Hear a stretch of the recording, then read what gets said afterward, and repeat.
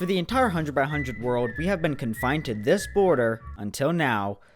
Kinda. So let's set the stage real quick. This is the 100 by 100 Minecraft world, and it's made 100 by 100 by this blue border. I have 3 other friends that play it with me, and we build dumb stuff. That's all. When I first created this world, I never thought about escaping. Like, that's the point of the border, keeping us in? I don't know. But then I started getting comments with ideas on how to escape. Now, at first I was skeptical, because am I really going to trust these kids that can't even spell my name right? But the border does act weird at times, like here. Collin somehow accidentally made an air block that when you touch it, you get stuck and have to be hit out. And then Tyson decided to do that dumb TikTok trend of putting a wood slab on top of a stone one. Fun fact, that slab is stuck there forever now. So I decided to try out some of the comments. It couldn't hurt. That's foreshadowing, by the way. The comment I saw the most was using a nether portal to escape. Since 1 block in the nether is equal to 8 in the overworld, if I went to the edge of the nether and used a portal there, it should take me out of the border. But here's the #1 problem with that.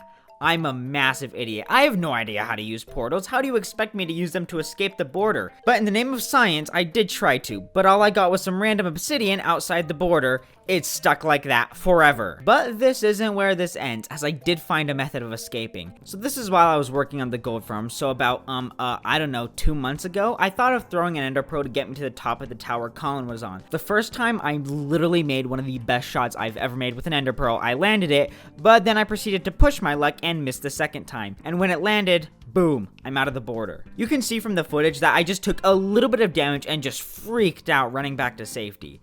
But that's how you do it, literally just an ender pearl. And here's me doing it again in the overworld and getting back inside. So we've escaped, but don't leave yet, there's still more to do. I quickly learned that you can't break or place blocks, and if you walk out too far, you'll start taking loads of damage. So basically, there was no reason to escape in the first place, but I thought about the damage. That means you can't go super far away from the border because you're gonna die after taking enough damage, so how far could I get? When you're just slightly out of the border, you honestly don't take much damage with prot 4 armor, but the farther you go, the damage starts to go exponentially, so there's a certain amount you can go. There were a few ideas. First was to load up on tons of splash potions of healing and just run around and throw. Problem, I can't throw them outside the border, so the potions do nothing. But I learned that bows work outside the border, so the new strategy was to shoot myself. With healing arrows. This healing arrow trick helped me get out a lot farther than before, but the farther you go, the amount of damage per second goes up. Shooting a bow takes too long, so scratch that idea. And now we have the golden idea I came up with. Instead of running as far as I could go and trying to heal while I was going,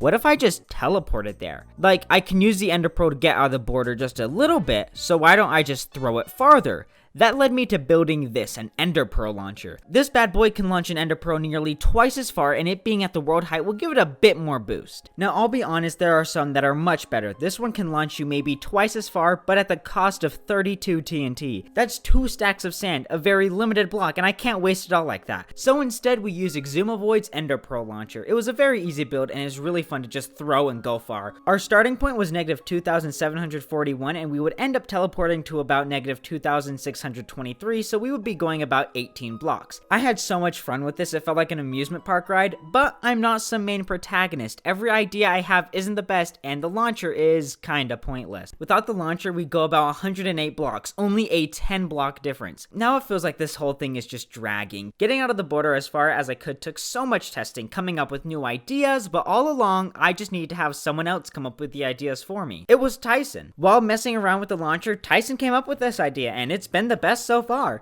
First, get out of the border with a pearl. Second, start tridenting really far and really fast. Throw a pearl as far as you can and then hurry back to the border before you die. So essentially, the pearl was thrown farther out. Also, the reason we go back to the border is so we wouldn't die before the pearl lands. And this method obliterated the pearl launcher. I was getting out 125 blocks on the first attempt, which is already farther than the launcher, but sometimes I'd get out 150 blocks. Tyson was much better at this, able to get 200 blocks out. His farthest was getting to negative 2,508, which was 233 blocks away from the border, and that's the record we have so far. Is it possible to get 250 blocks away? Probably, but it's 1 AM right now as I'm finishing this video, so I think I'll just call it at 233 blocks away. Also, look how small the world is from over here. It looks like an ant.